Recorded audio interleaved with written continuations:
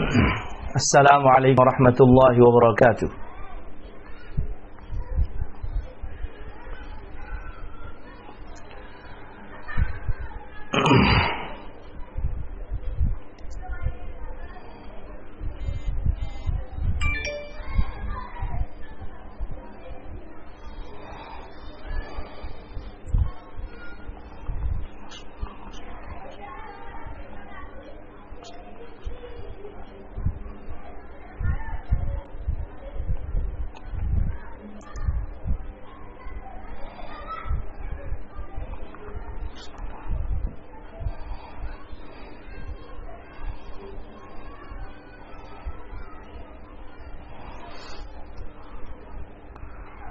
الحمد لله وكفى وسلام على عباده الذين اصطفى أما بعد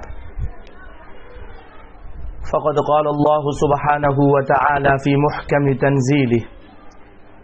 أعوذ بالله من الشيطان الرجيم بسم الله الرحمن الرحيم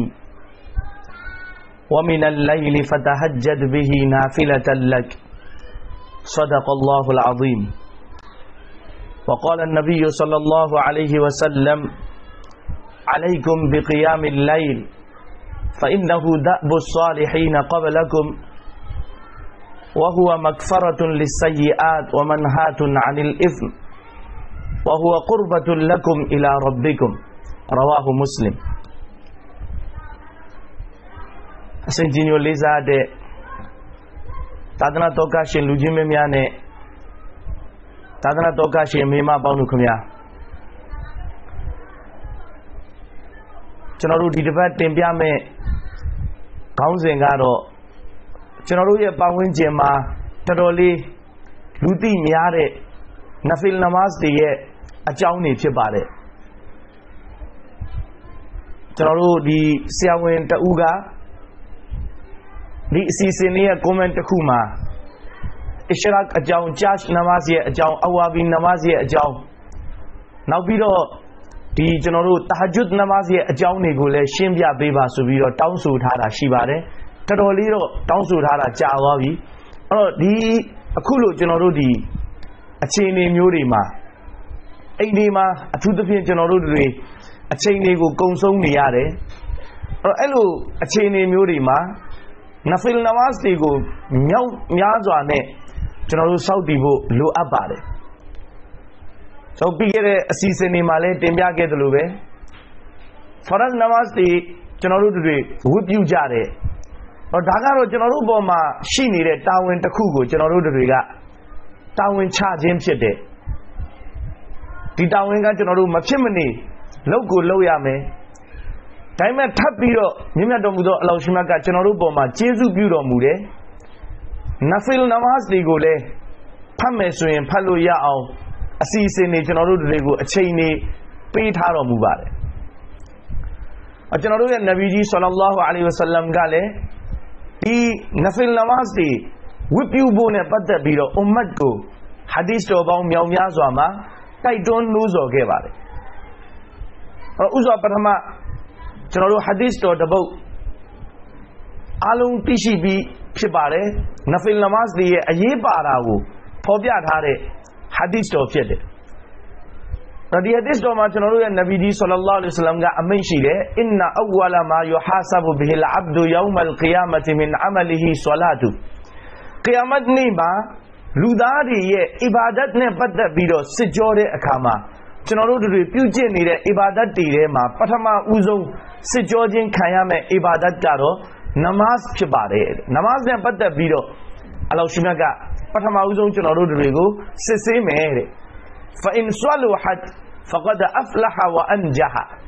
နမတ်နဲ့ပတ်သက်တဲ့ကဏ္ဍမှာအစဉ်ပြေသွားတယ်အောင်မြင်သွားတယ်ဆိုရင်တော့သူဟာတကယ်ကိုအောင်မြင်သွားပြီوإن خسرت فقد خاب وخسر နမတ်နဲ့ပတ်သက်ပြီးတော့ဒီကဏ္ဍမှာအလ္လာဟ်မလုပ်ပါစေနဲ့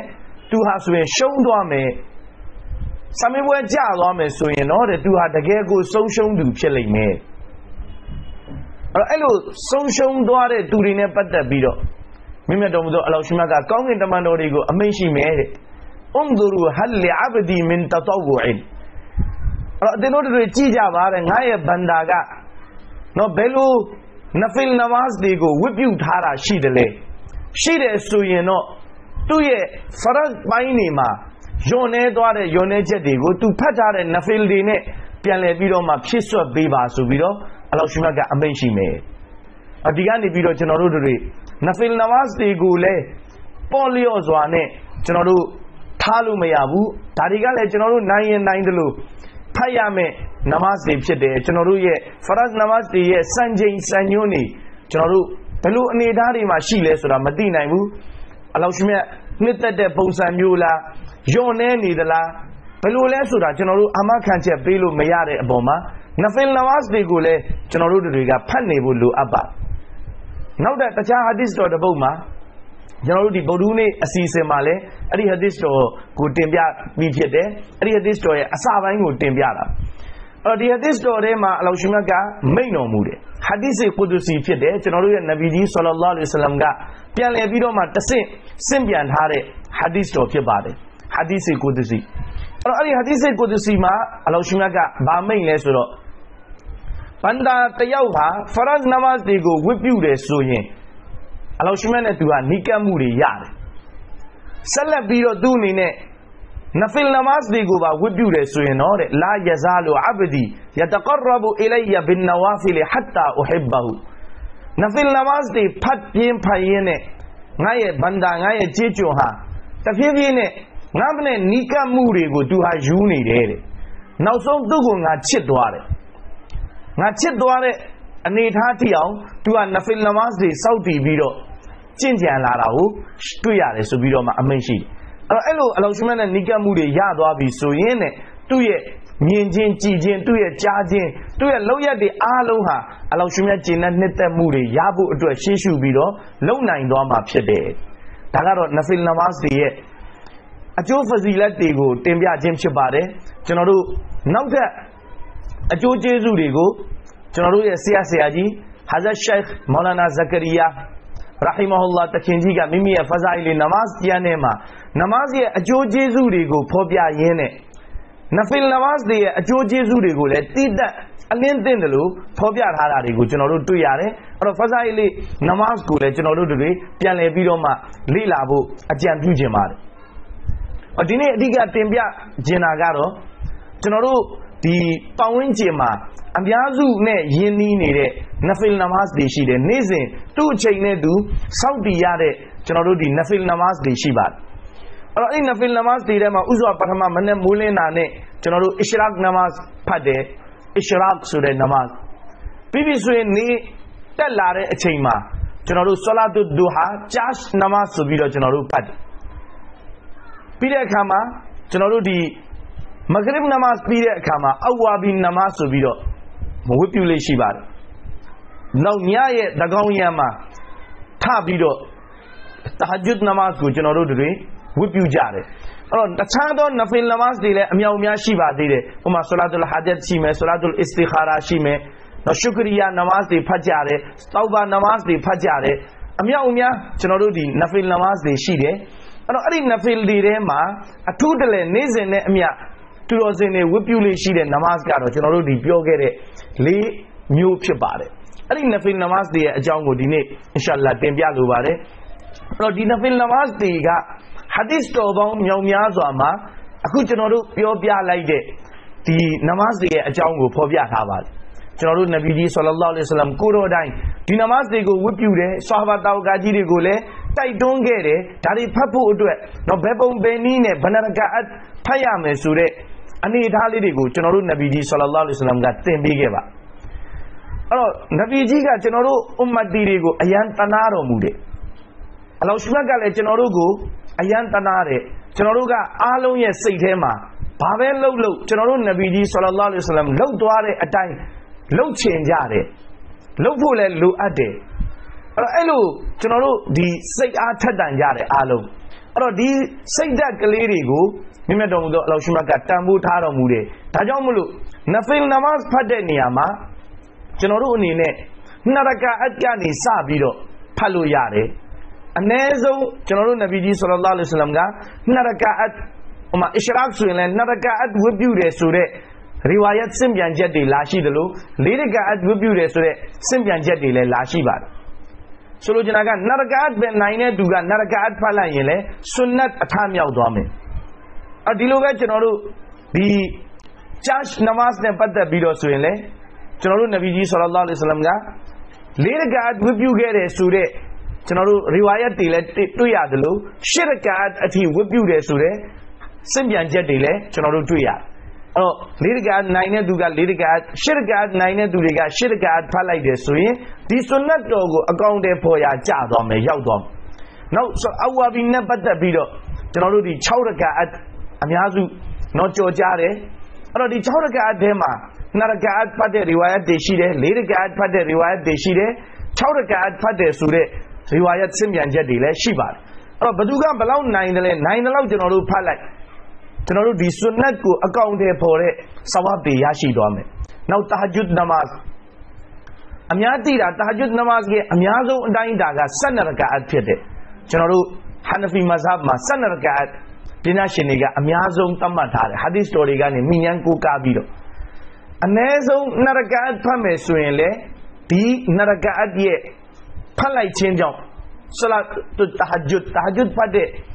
ဆဝပ်တွေကိုကျွန်တော်တို့တွေဟာရရှိသွားမှာဖြစ်တယ်ဒါကအလောရှမြတ်ဘက်ကနေကျွန်တော်တို့ကိုအထူးတလဲပြုတ်ပေးထားတဲ့ကျေးဇူးတော်ဖြစ်ပါတယ်ဒါကြောင့်ကျွန်တော်တို့တွေishraq namaz ဆိုရင် ishraq namaz ဖတ်တဲ့နေရာမှာ4 rak'at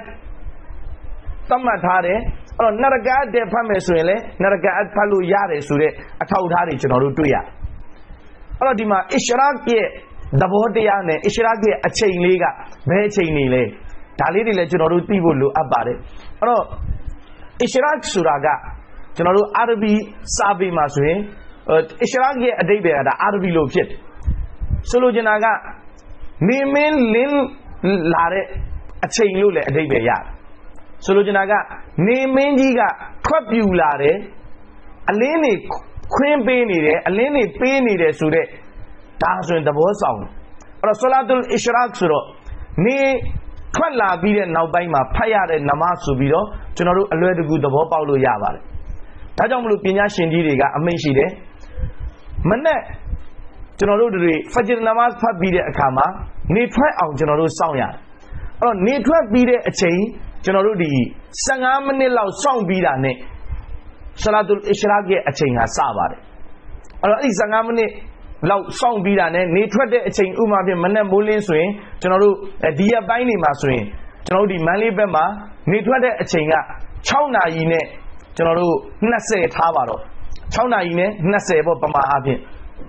ဒီ6နာရီနဲ့20ဆိုရင်ဒါနေထွက်ပြီ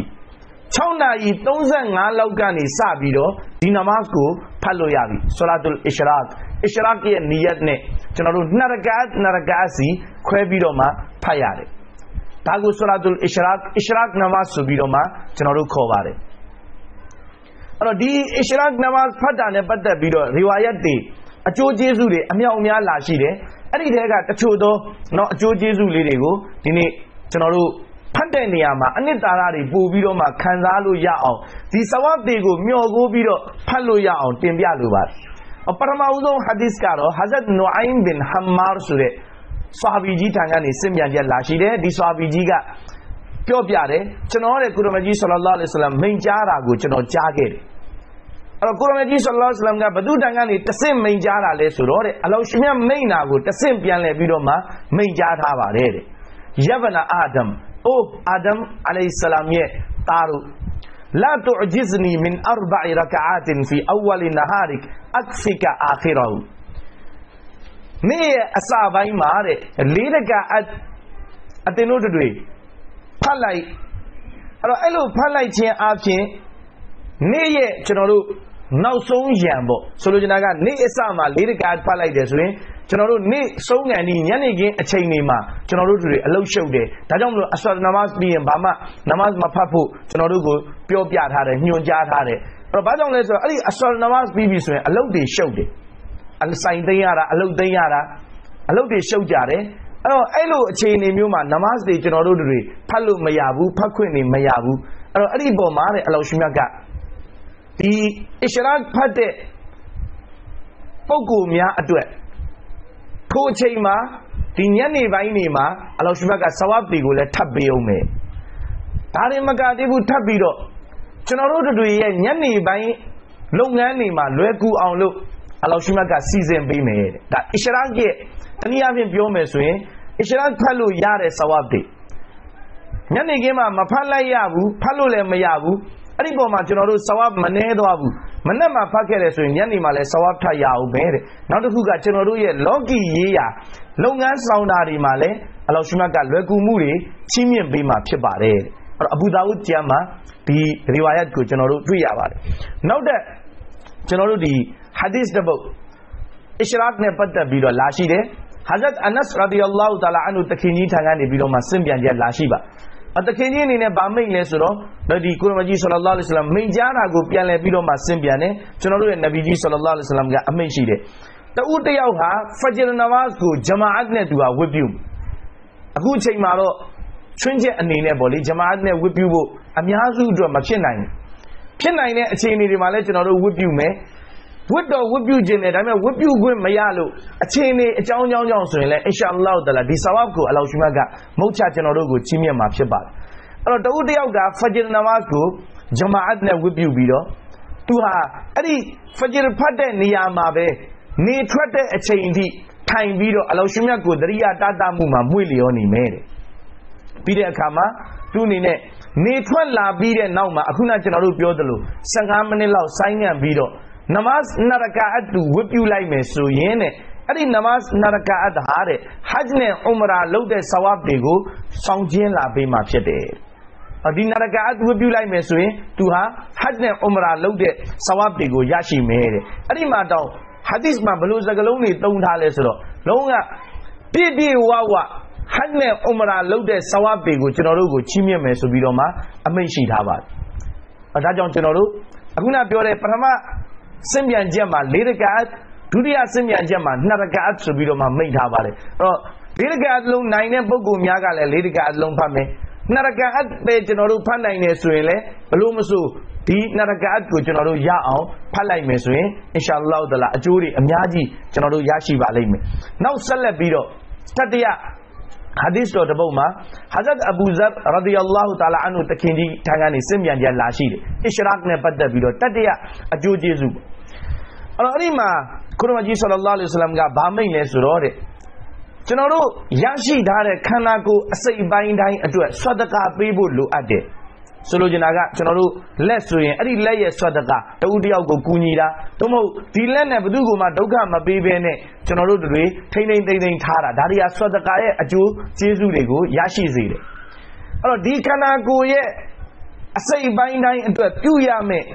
ဆွတ်တကာတွေကိုကျွန်တော်တို့မပြုတ်နိုင်ဘူးဆိုရင်ဝယွဂျဇီမင်ဇာလီကရကအာတာနီယရကအူဟူမာဒီအစ္စရာတ်ရဲ့အချိန်မှာ2 ရကာအတ်ဖတ်လိုက်မယ်ဆိုရင်အဲ့ဒီဆွတ်တကာတွေရဲ့ဆဝပ်ကိုသူဟာရရှိမှာဖြစ်တယ်ဒါကတော့ကျွန်တော်တို့တတိယစင်ပြန်ချက်ဖြစ်ပါတယ်အဲ့တော့အင်ရှာအလ္လာဟ်တအာလာအစ္စရာတ်နမတ်နဲ့ပတ်သက်ပြီးတော့ဒါဆိုရင်ကျွန်တော်တို့လုံလောက်ပါတယ်အဲ့တော့ဒီမှာပြန်ပြီးတော့ကျွန်တော်တို့ပြောရမယ်ဆိုရင်အစ္စရာတ်နမတ်ရဲ့အချိန်ဟာနေထွက်ပြီးတဲ့အချိန်ကနေ15မိနစ်20ပို့ပြီးတော့မှကျွန်တော်တို့ဒီတိတိကျကျလုံမယ်ဆိုရင်မိနစ်20လောက်နေပြီးတဲ့အချိန်မှာနေက6:20မှာထွက်တယ်ဆိုရင်6:40လောက်မှာကျွန်တော်တို့အစ္စရာတ်ဆိုတဲ့နမတ်ကိုဖတ်ရတယ်2 ရကာအတ်ဖတ်တာလဲလာတယ်4 ရကာအတ်ဖတ်တဲ့ရီဝါယတ်တွေလည်းရှိတယ်4 ရကာအတ်ဖတ်နိုင်တဲ့သူများက4 ရကာအတ်2 ရကာအတ်ဖတ်နိုင်တဲ့ပုဂ္ဂိုလ်များအနေနဲ့2 ရကာအတ်ဝတ်ပြုလို့ရပါတယ်အဲ့တော့ဒီလိုဝတ်ပြုတဲ့နေရာမှာကျွန်တော်တို့နီယတ်ကတော့ကျွန်တော်ရဲ့ရည်စူးချက်ကအစ္စရာတ်နမတ်ကိုကျွန်တော်ဝတ်ပြုနေတယ်အဲ့တော့ဒီအစ္စရာတ်နမတ်ကိုဝတ်ပြုနေခြင်းနဲ့အတူတူပူးတွဲပြီးတော့မှကျွန်တော်တို့ဘာနီယတ်တွေလုပ်လို့ရသေးလဲဆိုတော့ဥမာပြင်ရှုကရိယာအလ္လာဟ်ကိုကျေးဇူးတင်တယ်ဆိုတဲ့နီယတ်ပါပူးတွဲပြီးလုပ်လို့ရတယ်ဒီတိုင်းပဲကျွန်တော်တို့ဒီတခြားသောတောက်ပါလုပ်တဲ့ပေါ့နော်ဒီနမတ်မျိုးတွေနီယတ်မျိုးတွေလည်းထည့်ပြီးတော့ကျွန်တော်တို့လုပ်လို့ရတယ်အရှလာအဆုံးသတ်မှာအကြံပြုချက်ဆိုပြီးတော့လေဏိကုံးကျုပ်ပိုင်းမှာကျွန်တော်ထပ်ပြီးတော့အဲ့ဒီအကြောင်းလေးပြောပြပါမယ်ဒါကတော့အစ္စရာတ်နမတ်နဲ့ပတ်သက်နောက်တစ်ခုဂျာရှ်နမတ်ဆိုပြီးတော့မှကျွန်တော်တို့ဒီပတ်ဝန်းကျင်မှာလူသိများတယ်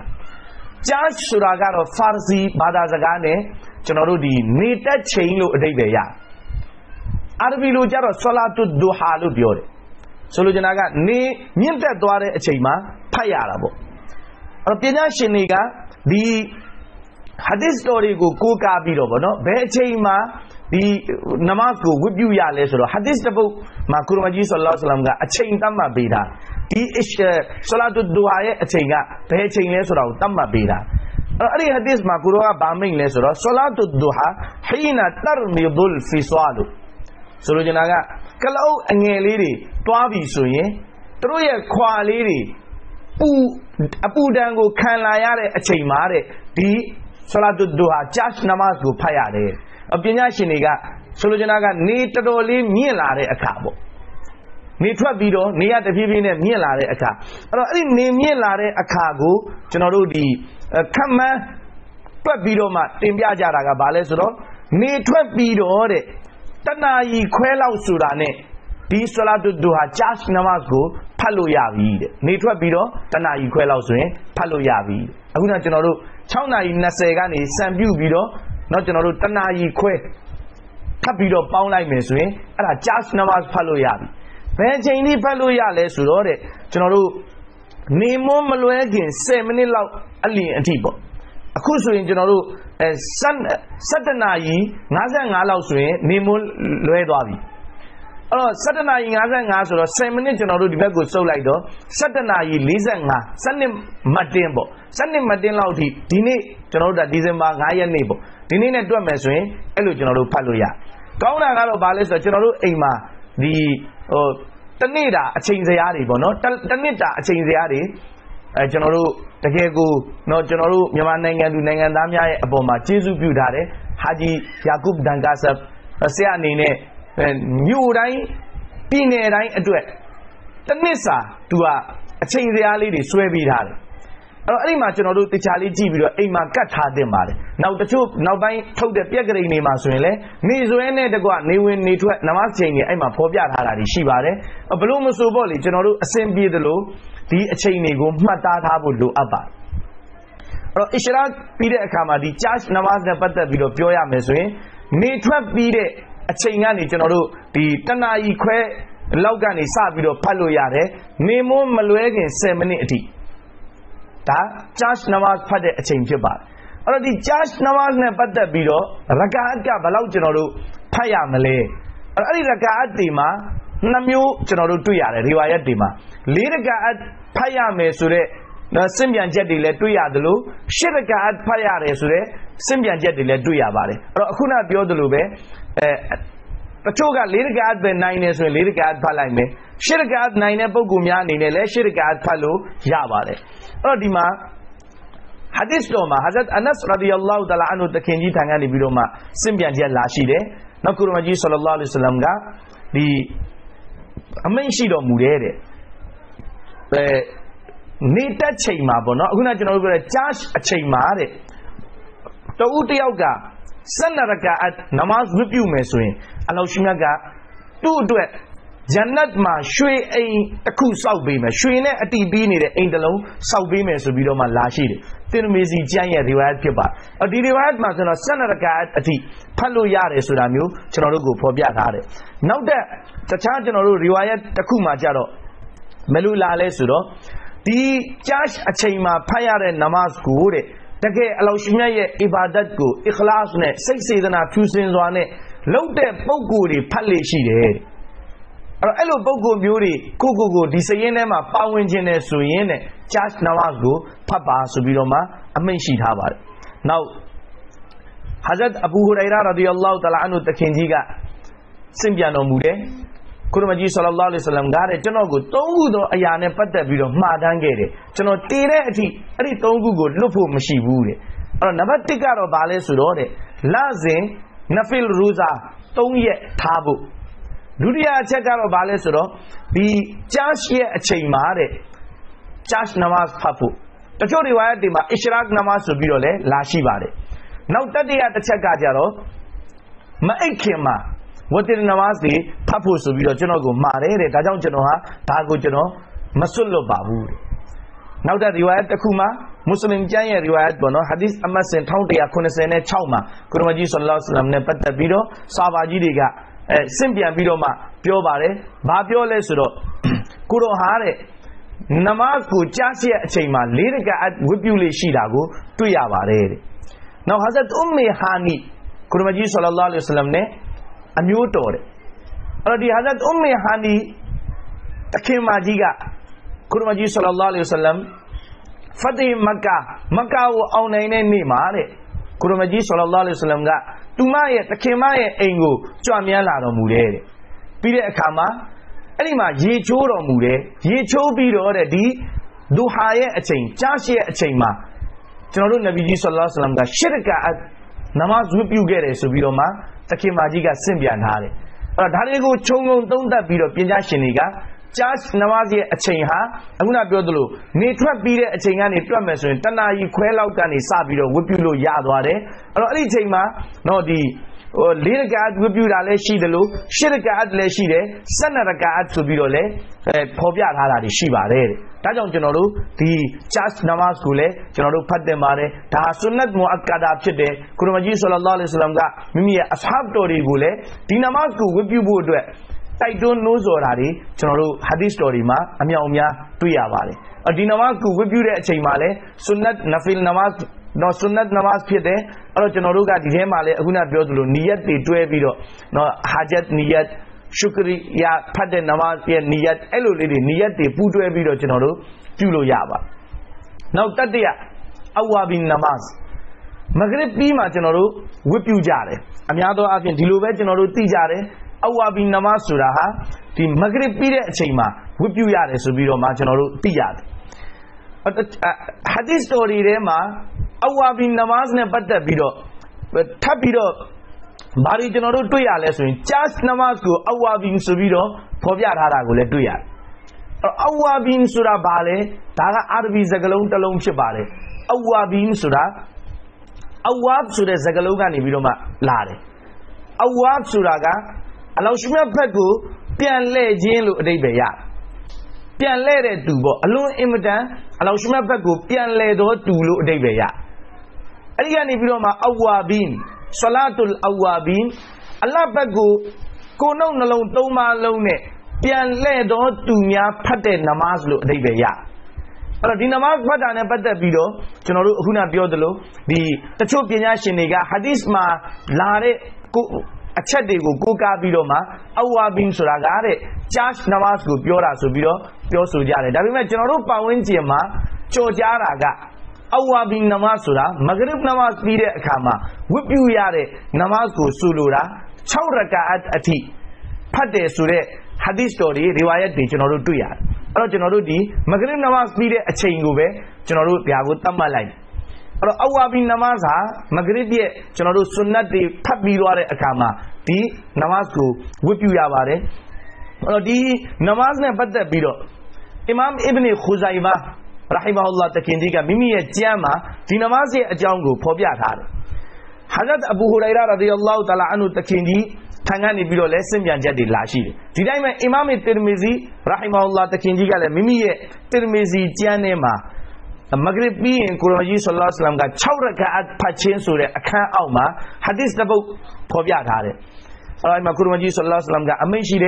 Man Salla Ba'd al Maghrib, Sitta Raka'atin, Lam Yatakallam Fima Bainahunna Bisu'in, Udilna Lahu, Bi'ibadati Sintai Asharata Sanadan.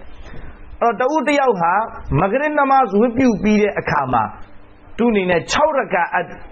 whip you like Mesuin. Non Nargat Naragasi Quebido, Chau whip you yare, Elo whip you like Mesuin. Sananita,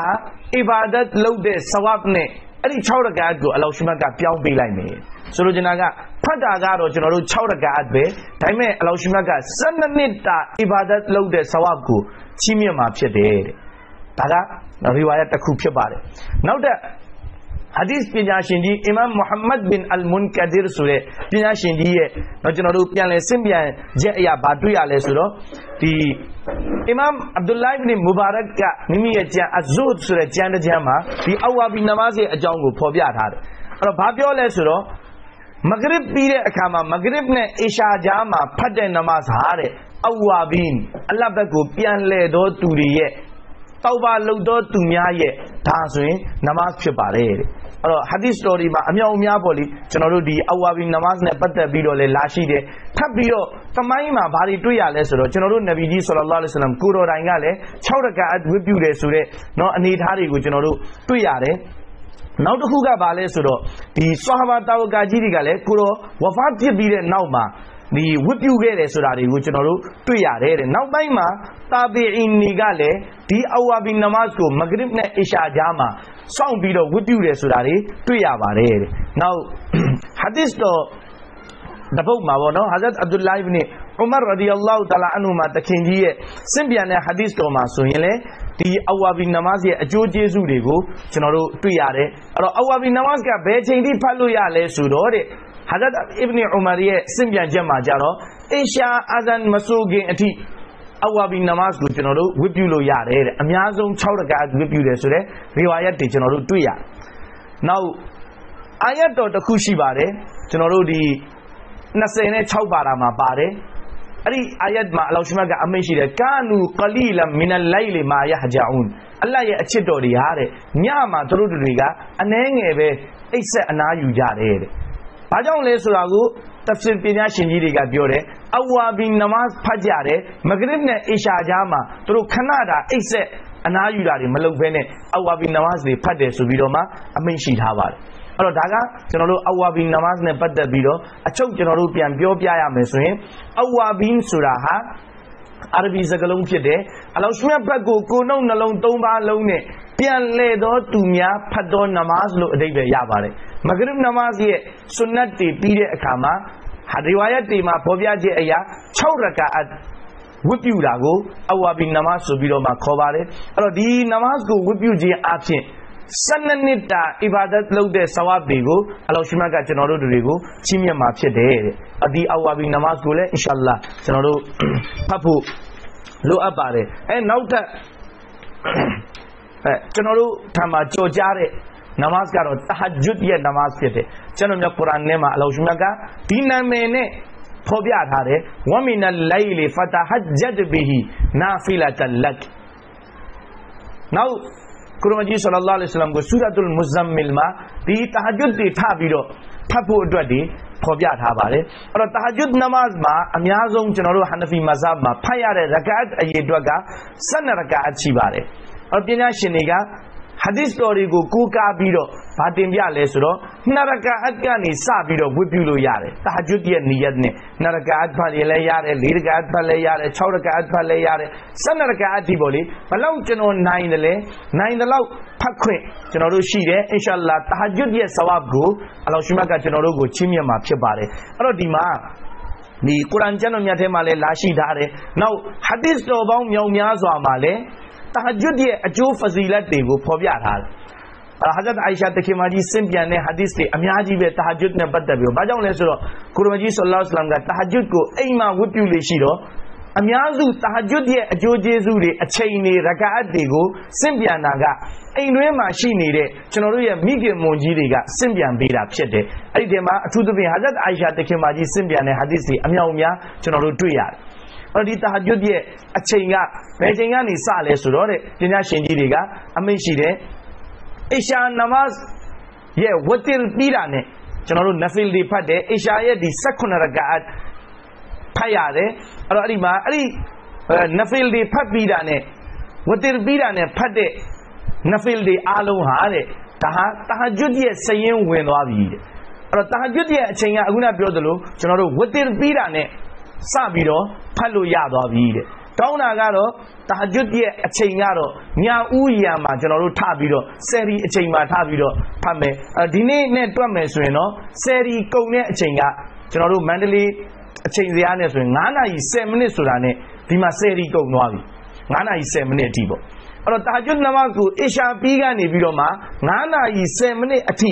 ကျွန်တော်တို့ဘယ်ချိန်မှမဆိုထပြီးတော့ဖတ်လို့ရတယ်ကိုအဆင်ပြေတယ်လို့ပေါ့ကျွန်တော်တို့ဖတ်လို့ရတယ်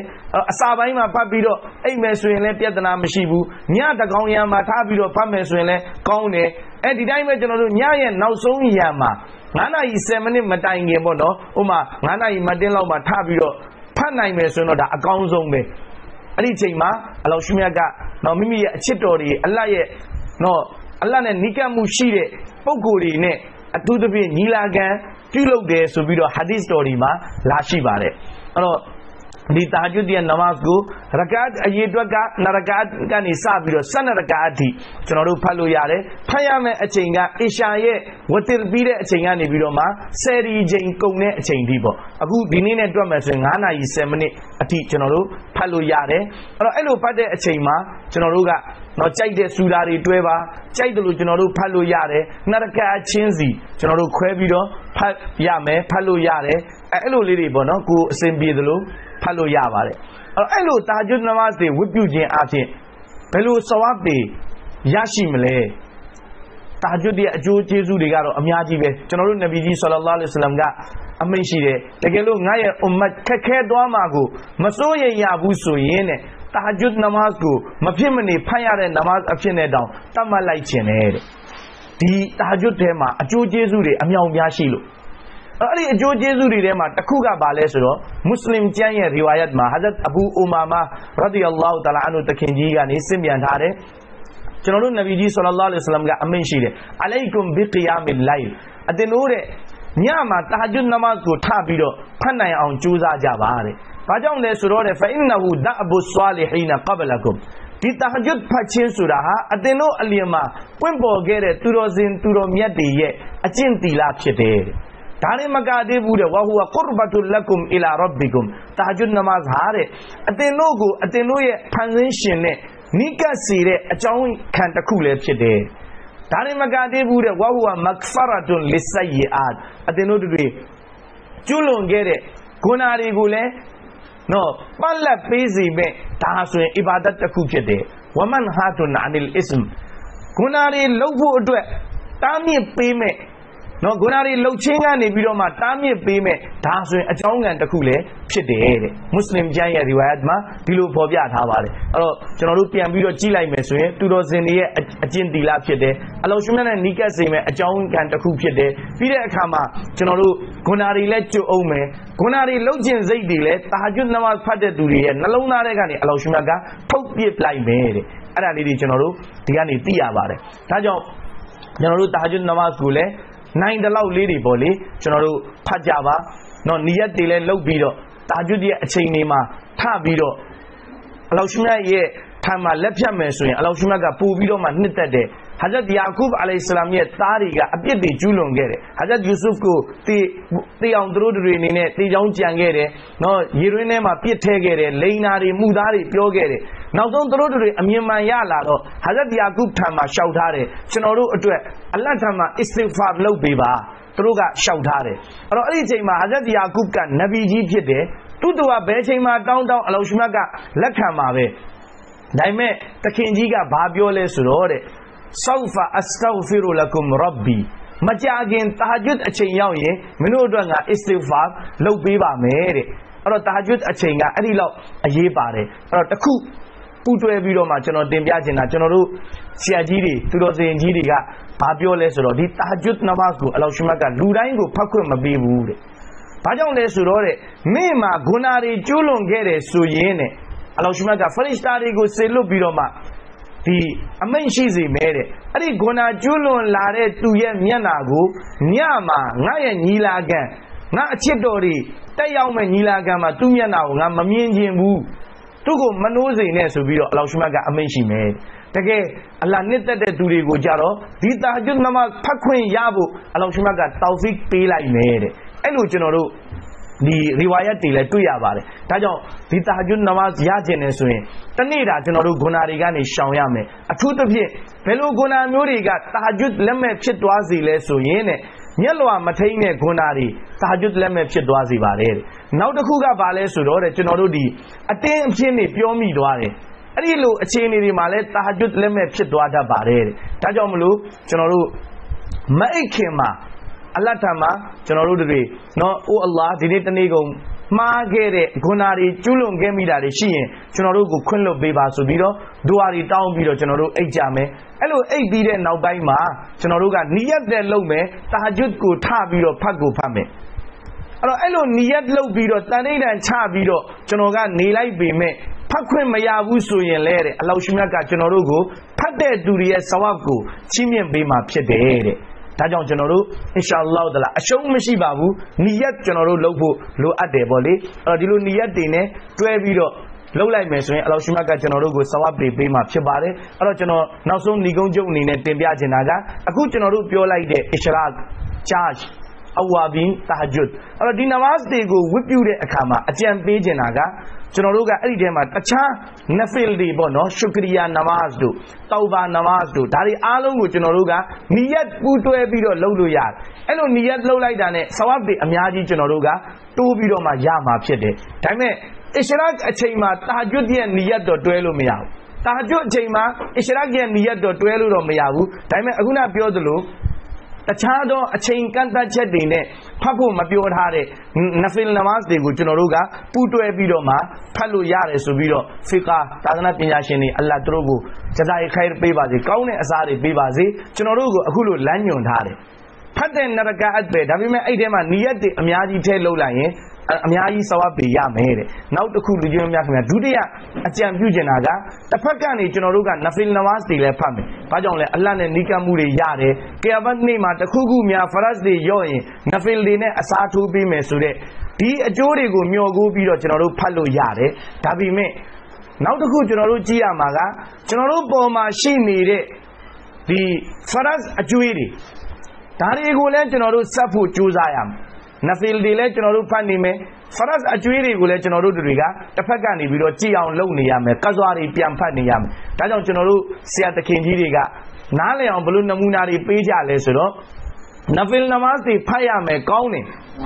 ဒါပေမဲ့နဖီလ်တွေပဲဖတ်နေမယ်ကစွာတွေကိုအာယုံမထားဘူးဆိုရင်တဲ့မင်းဆက်ရမယ်အကျွေးမပေးဘဲနဲ့လက်ဆောင်ပေးနေတာနဲ့အလားတန်တူတယ်တဲ့အကျွေးကြတော့မဆက်ဘူးလက်ဆောင်ပဲမင်းပေးနေတယ်ဆိုတာမျိုးသဘောတက်ရောက်တယ်တဲ့ဒါကြောင့်လက်ဆောင်လည်းပေးမယ်နောက်တစ်ဖက်ကနေပြီးတော့ကျွန်တော်တို့အကျွေးတွေလည်းစက်ကြမယ်အဲ့တော့နဖီလ်တွေလည်းဖတ်မယ်နောက်တစ်ဖက်ကနေကျွန်တော်တို့ကစွာနမတ်တွေလည်းကျွန်တော်တို့တွေ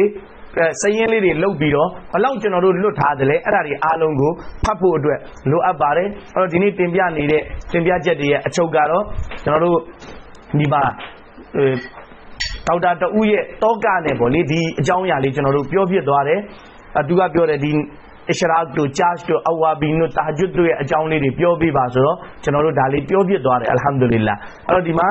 ဒီသူတို့ရဲ့အချိန်လေးတွေပေါ့နော်အရှရာမှာကျွန်တော်တို့နည်းနည်းနေထွက်တဲ့အချိန်ကနေ15မိနစ်လောက်နေပြီးတာနဲ့အရှရာနမတ်ကိုဝတ်ပြုလို့ရတယ်နော်အဲ့ဒီမှာ2ရကာတ်ဝတ်ပြုလို့ရတာလည်းရှိတယ်လို့4ရကာတ်ဝတ်ပြုပါဆိုတဲ့ရီဝါယတ်တွေလည်းကျွန်တော်တို့တွေ့ရပါတယ်ပြီးတဲ့အခါမှာချာချ်နမတ်အဲ့တော့ချာချ်နမတ်ကတော့နေတက်ချိန်မှာဖတ်တဲ့နမတ်လို့အဓိပ္ပာယ်ရတယ်အဲ့တော့နေတက်ချိန်မှာဖတ်တယ်ဆိုတော့ဘယ်ချိန်လဲ